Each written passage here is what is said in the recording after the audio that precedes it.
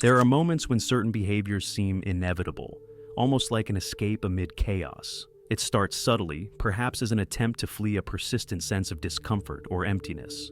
Over time, these choices become habits, and what was a temporary solution transforms into a vicious cycle. The search for relief, for a brief moment of peace, becomes a destructive routine. But what is really behind this cycle? What drives someone to constantly seek something that they know is harming them?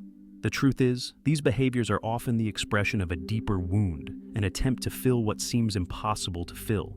It's not just about pleasure or immediate relief, but the need to reconnect to something that is missing. And even though on the surface it shows destruction, what's at stake is a hidden quest for meaning, an attempt to heal an invisible pain that escapes conscious control. Behind every addiction lies a story of disconnection, a frustrated search for fulfillment. Understanding this dynamic is the first step in truly grasping what's really happening. When this truth breaks through, the perspective shifts, revealing a much deeper path than merely struggling with addiction. Have you ever wondered why some people seem to sink into addictions with no way out, while others mysteriously escape these temptations? What lies behind this almost uncontrollable need to flee reality? Is it simply a matter of lack of willpower? Or is there something deeper, something most of us don't see? Carl Jung, one of the greatest thinkers of analytical psychology, offered an intriguing and often overlooked perspective. For him, addiction wasn't just a flaw in character or weakness. For Jung, addiction was a desperate quest for meaning, a tragic attempt to fill an existential void that silently torments millions of people. Let's imagine for a moment that addiction is an open window to something greater, a frustrated search for transcendence. The idea may seem strange at first, but what if those who lose themselves in destructive behaviors are actually seeking a path towards something divine, something that would give meaning to the chaos of daily life? Jung believed that deep down, these people weren't just fleeing pain or reality, but were trying to connect to something deeper in the universe, something that transcended the mundane. The question is, how many of us realize this? How many have ever thought that addiction could be a way of coping with the absence of a greater purpose? This view changes everything. Think about how many times you or someone you know sought answers in the wrong places, whether through substances, destructive behaviors, or even subtler addictions like overwork or the constant need for approval. Isn't the real problem not addiction itself, but what it tries to conceal? This is where Carl Jung's psychology becomes fascinating. It invites us to look beyond the surface and ask the question, what are we really searching for? If you've ever asked yourself this question, let's explore together what lies behind this inner battle and discover how many of us can be trapped without even knowing it. From Carl Jung's perspective, addiction takes on a depth that we might not realize at first glance. He believed that addiction wasn't simply a destructive behavior or a weakness of character, but a misguided attempt to fill an existential void that many carry with them throughout their lives. Before continuing, subscribe to our channel to follow your progress of change and development. By subscribing, you become another blue soul, a member of our community of logical and rational thinkers. It's not simply about fleeing pain or daily struggles, but about seeking something greater, something that connects the person to a more meaningful and transcendent reality. For Jung, addiction occurs when someone tries in vain to find meaning in a world that seems disconnected from what truly matters. Imagine a person who turns to alcohol after a tiring day, believing it will help alleviate the emotional burden they carry. But what are they really looking for? According to Jung, it's not just the temporary relief alcohol provides, but an attempt to transcend the suffering they feel, to connect to something that brings them peace. However, instead of finding this meaning through self-awareness or spiritual practices, they sink further into destructive behaviors that ultimately only amplify the void they're trying to avoid. This frustrated search for transcendence, as Jung described it, is what makes addiction a prison. Carl Jung offers a different and more compassionate view of addiction, showing that it is an unsuccessful attempt to reach wholeness. Addiction isn't just an escape, it's a search. What many of us don't realize is that addiction isn't just about escaping. It's about a quest for something we can't yet see. It can manifest in subtle forms. It's not just the most visible addictions like alcohol and drugs that reveal this search for transcendence. How many people today lose themselves in work addiction, consumerism, social media, or even the frenzied pursuit of success. All these behaviors reflect the same desire to escape immediate reality and connect to something greater, something that, in one way or another, would allow them to feel complete and at peace.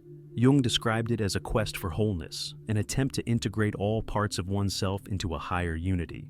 In this process, many fall into the trap of addiction because they seek something outside themselves that can only be found within. By trying to fill a spiritual void with external addictions, they move even further away from what they truly are.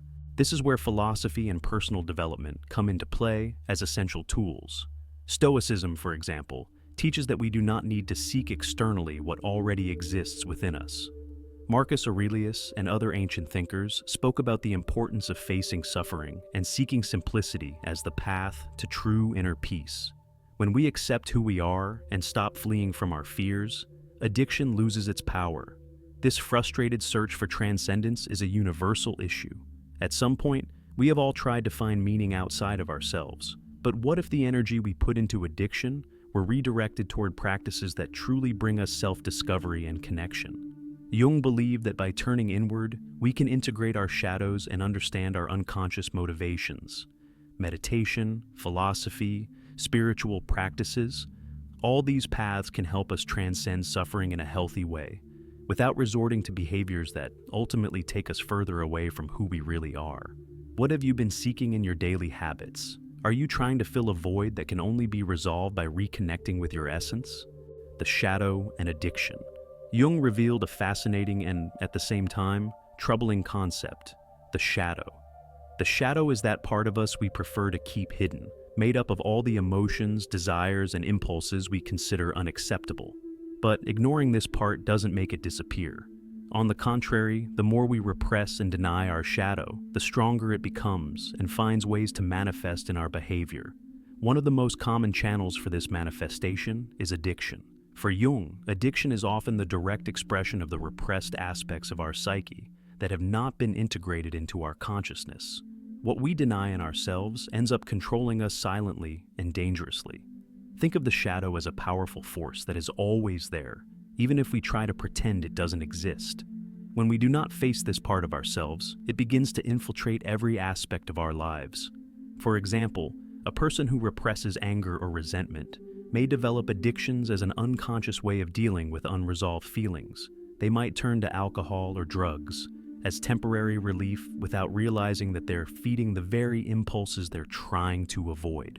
This cycle is devastating because the more the person tries to escape their repressed feelings, the more addiction becomes an escape mechanism. Addiction, in this context, is an attempt to face one's own shadow, but in a way that exacerbates the problem rather than solving it. Jung believed that the way to overcome addictions is to integrate the shadow. This means recognizing the darker aspects of our personality and accepting them as part of who we are. By doing so, we stop living in denial and begin to understand that these repressed parts of ourselves can be integrated in a healthy way.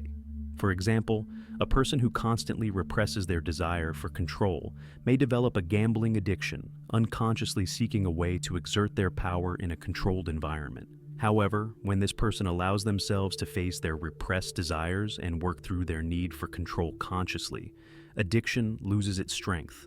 Integrating the shadow is a process that requires courage and self-awareness. It means looking within and admitting that we all have aspects of our personality we would rather not acknowledge. However, it is precisely in this confrontation that true transformation lies. When we integrate our shadow, we discover that it is not our enemy, but an essential part of our humanity. Jung encourages us not only to accept our shadow, but to actively work on integrating it into our lives. This can be done through introspective practices like therapy, meditation, or even journaling, where we explore our deepest thoughts and feelings. The more we bring to light what we've repressed, the more control we gain over our actions, and over time, addiction can lose its grip on us. After all, what truly liberates us is recognizing who we are, with all our shadows and lights. For Carl Jung, the spiritual void is at the heart of many addictions and compulsive behaviors we observe today.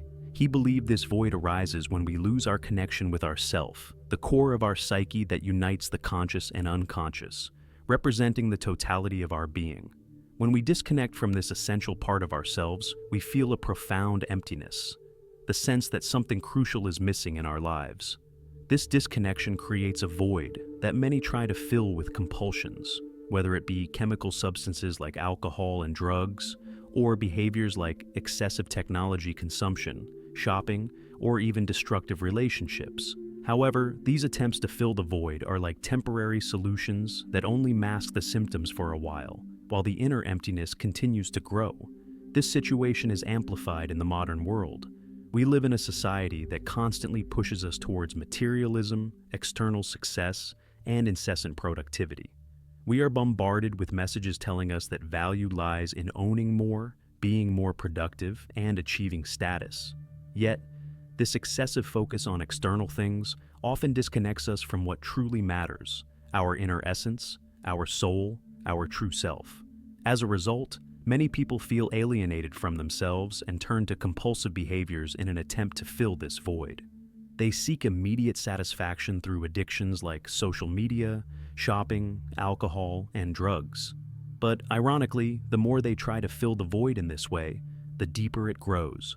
Jung offers a powerful perspective to understand this dynamic. He believed that the spiritual void could only be filled by reconnecting with the self, the totality of who we are. This means integrating the conscious and the unconscious, accepting all parts of ourselves, including those we prefer to ignore. Without this integration, we continue to feel incomplete, always searching for something that seems just out of reach. To fill the spiritual void, we must turn inward, toward our essence, and not toward the outside world. Money, status, recognition, all of this can bring temporary relief, but it will never solve the fundamental problem of our inner disconnection. True relief comes from reconnecting with who we truly are, rather than seeking answers outside. Jung encourages us to explore paths of self-discovery. The process of individuation, the path to wholeness, is fundamental to overcoming compulsions and the spiritual void. It is in this process that we find true peace, as it allows us to accept who we are without needing external crutches. By integrating the conscious and the unconscious, we begin to realize that the answers we are desperately seeking are already within us, not outside. Many people find relief in this process through practices such as meditation, therapy, and philosophy. These practices help us slow down, silence the external noise, and rediscover our essence. The spiritual void is a common problem nowadays, and the search for transcendence is often misguided. People try to escape this feeling of disconnection by seeking external distractions, but true healing comes from within. For Jung, self-knowledge and the integration of the self are the keys to filling the spiritual void. As we reconnect with our essence, compulsions lose their strength, and we find a peace that neither external success nor temporary pleasure can provide. The real journey is inward, and it is only there that we can find the meaning we are desperately searching for. To help understand how addictions can be silent yet deadly, let's examine the story of Carlos.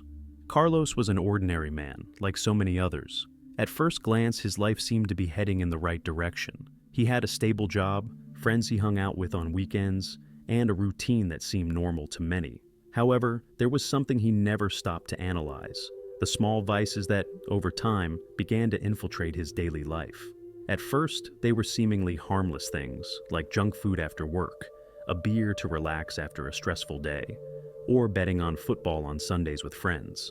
For Carlos, all of this was a way to ease his tensions, manage fatigue, and deal with the frustrations of life. But he didn't realize that these small escapes were turning into a silent addiction, something that was taking up more and more space in his life without him noticing. As the months passed, his behaviors began to intensify. What had been one beer became a whole bottle. Occasional gambling became an almost obsessive habit. Junk food became the norm, rather than the exception. Carlos constantly felt tired, disconnected from his environment, and even during his leisure moments, he felt like something was missing. His work, which once motivated him, became an unbearable source of stress. He felt increasingly anxious and irritable, and the sense that something was wrong never left his mind. But instead of confronting the problem, Carlos dug even deeper into his old habits. For him, his addictions were the easiest way to escape what he could not define, a growing void inside him. Carlos didn't realize how much his situation had deteriorated until the consequences began to take their toll. He lost control of his finances due to gambling, his health deteriorated because of his poor diet and excessive alcohol consumption, and his relationships began to crumble. His friends saw him less and less, and even his family started to distance themselves. He was trapped in a vicious cycle that seemed impossible to escape. Every time he tried to break free, he failed and returned to square one, feeling even more lost. The feeling of helplessness overwhelmed him, and he began to believe that there was no way out, that his addictions were the only thing left to fill the void he felt. But like many people who hit rock bottom, Carlos had a moment of clarity. One morning, after a night of excess, he looked at himself in the mirror and barely recognized the man he saw. This wasn't the Carlos he knew. He was physically drained, emotionally shattered, and exhausted. It was at that moment that he realized something had to change. Desperate for answers, Carlos began to seek help, and that's when he discovered the works of Carl Jung. By exploring Jung's psychology, Carlos understood that his addictions were a way of coping with his shadow, that part of himself he had repressed for so long. He realized that he wasn't just running from daily problems, but from something much deeper, the spiritual void that was growing inside him. Carlos also turned to the teachings of Stoic philosophers like Epictetus and Marcus Aurelius. He understood that, as they taught, true freedom doesn't lie in fleeing from problems, but in confronting them with courage and simplicity. Inspired by their teachings, he decided to take control of his life. He began with small changes. Little by little, he reduced his alcohol consumption, started planning his meals more carefully, and perhaps most difficult of all, he stopped gambling. Every small victory was an achievement, but Carlos knew that he was only at the beginning of a long and difficult journey. The healing process was hard. There were days when the void was still there, lurking, ready to pull him back again. But instead of giving in, Carlos began turning inward. He adopted practices of meditation and introspection, delving deeper into Jung's ideas on the self and the integration of the shadow. He discovered that what he had been seeking externally, through alcohol, gambling, and food, was actually a failed attempt to fill a spiritual void that could only be filled by reconnecting with himself. Over time, Carlos transformed his life.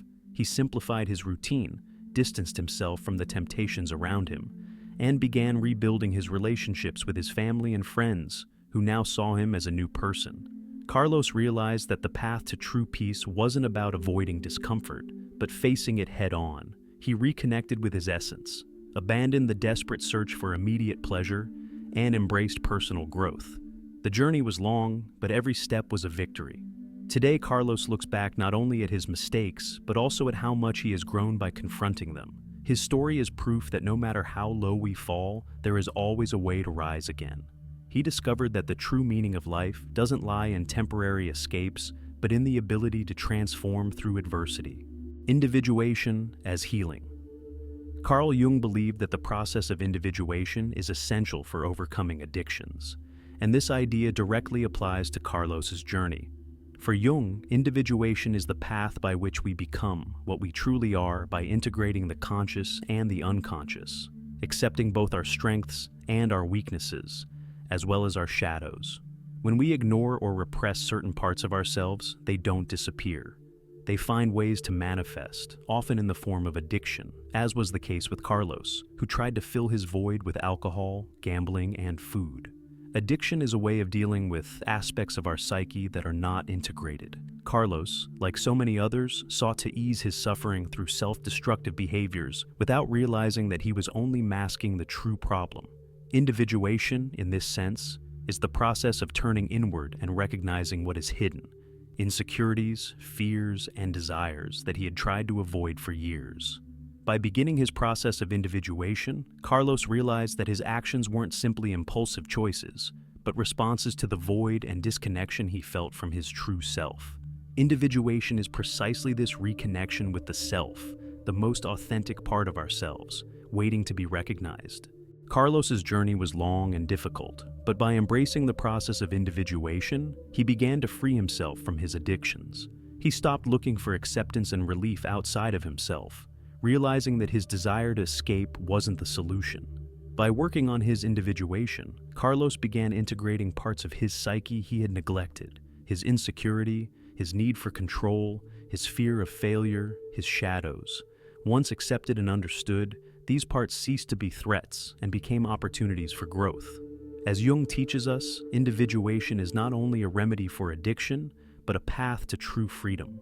During the individuation process, Carlos also began noticing repetitive patterns in his life, the same cycles that kept pulling him back into addiction. Every time he felt insecure or rejected, he resorted to destructive behaviors to relieve the pain. By identifying these patterns, he was able to break the cycle and redirect his energy toward introspection. He realized that instead of seeking temporary solutions from the outside, he needed to face his emotions head-on, recognize the origin of his insecurities, and actively work to heal them. Individuation brought him a sense of responsibility for his actions, and above all, the clarity that the control of his life had always been in his hands. Individuation also involves accepting our flaws, and this was crucial for Carlos. Throughout his life, he had developed an image of perfection that he maintained to please others, but this only kept him away from who he truly was. By abandoning this facade and accepting his flaws, he freed himself from the constant pressure to meet external expectations.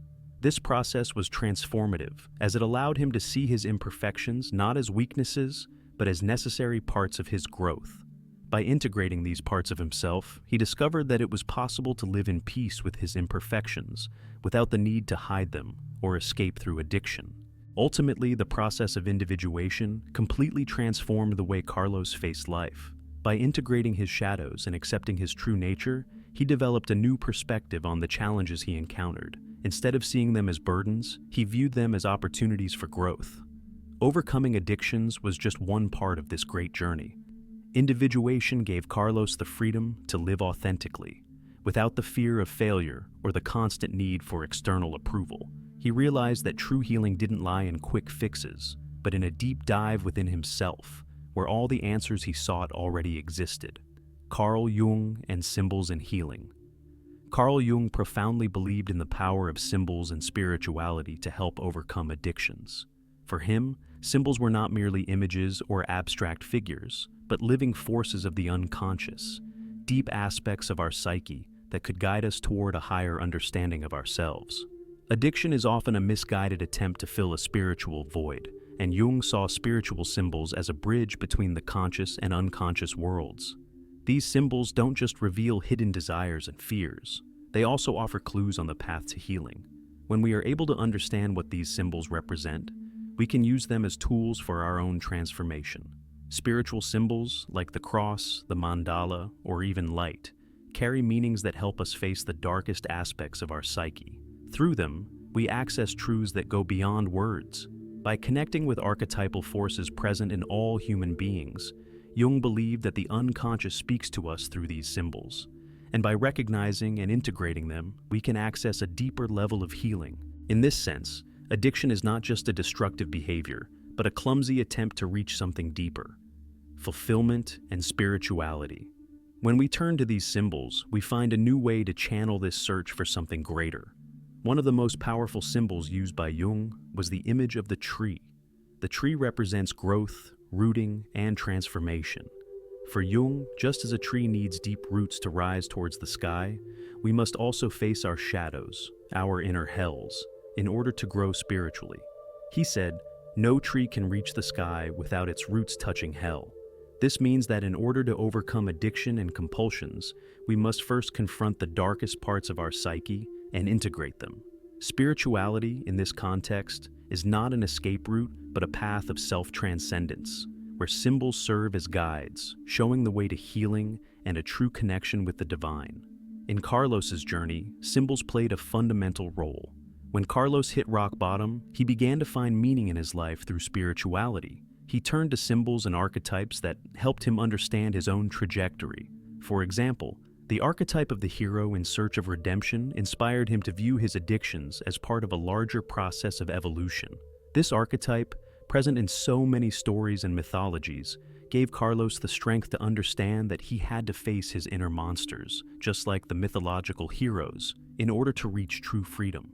Carlos also found in spiritual symbols a way to reconnect with the sacred. Previously, he had tried to fill his spiritual void with destructive behaviors, but by opening himself to the transformative power of symbols, he began to understand the true purpose of his quest. Spirituality offered him a new horizon, a broader perspective on his life. He realized that the challenges he faced were not punishments or failures, but part of a journey of growth and self-discovery. This connection with the spiritual not only helped him overcome his addictions, but also gave him a deeper sense and clearer direction in his life. Finally, Jung believed that spiritual symbols help us make sense of our inner chaos. For Carlos, these symbols were more than abstractions. They became guides in his transformative journey.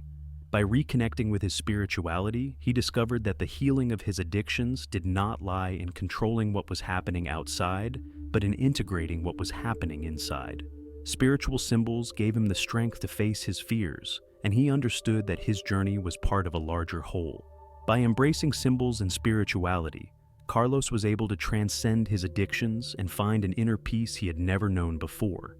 Addiction is often a cycle that is hard to break, but psychology shows us that understanding the roots of our behaviors can be the first step towards change. But do you know what else can help you in this journey of self-discovery?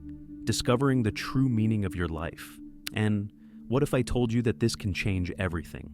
Don't forget to like and subscribe to our channel.